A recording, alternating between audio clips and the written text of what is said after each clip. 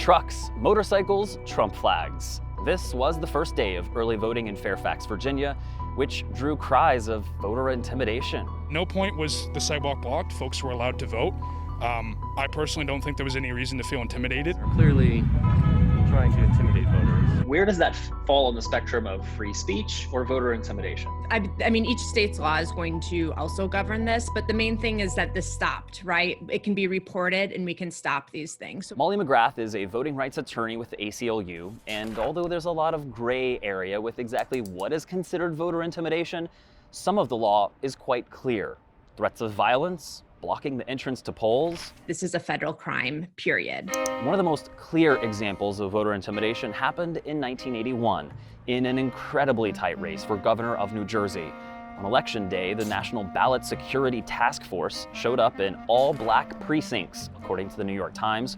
The group was funded by the Republican National Committee, included some off-duty cops, and was described as vigilantes wearing armbands. They even hung posters threatening voters with arrest. And months later, a judge issued an order against the Republican National Committee to prevent that kind of behavior.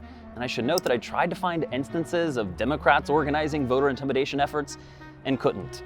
But by 2018, federal courts had allowed the order to expire because Democrats couldn't prove any recent voter intimidation. I think it's important to know this is an old tactic, right? Voter suppression is an old tactic. Voter intimidation is an old tactic, and it's to stop people from voting, and it's particularly targeted at racial groups. So it's targeting Black voters, it's targeting voters of color. You know, this is a very sad and very old song in this country. With a potential new verse coming from the first presidential debate.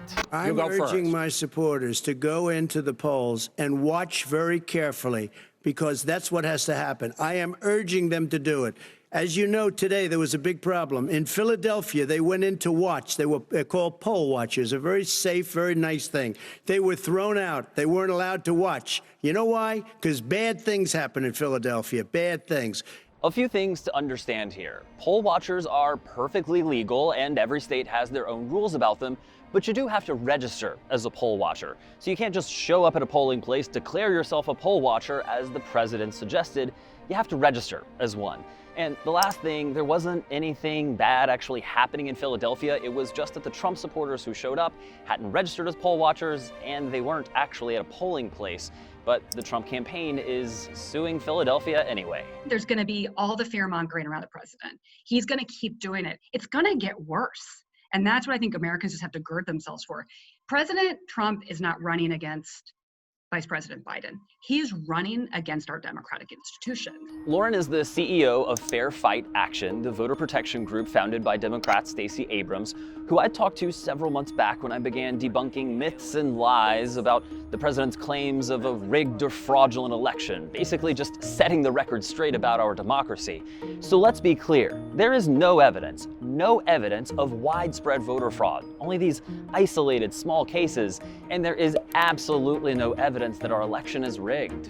Part of the intentional strategy, unfortunately, of the president and his folks is to lift up all of this disinformation, and it only works if we let him get in our heads to believe that the system is broken. The system is not broken. Donald Trump does not run elections in this country. All right, so just in case, get out your phone, save this information, write it down. Ready? 1-866-OUR-VOTE. That is from the Nonpartisan Election Protection Coalition.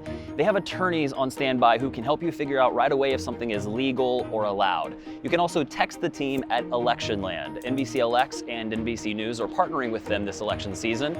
Just text VOTE or VOTA for Spanish to 81380.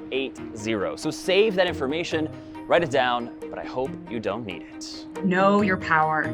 We have our power in this election.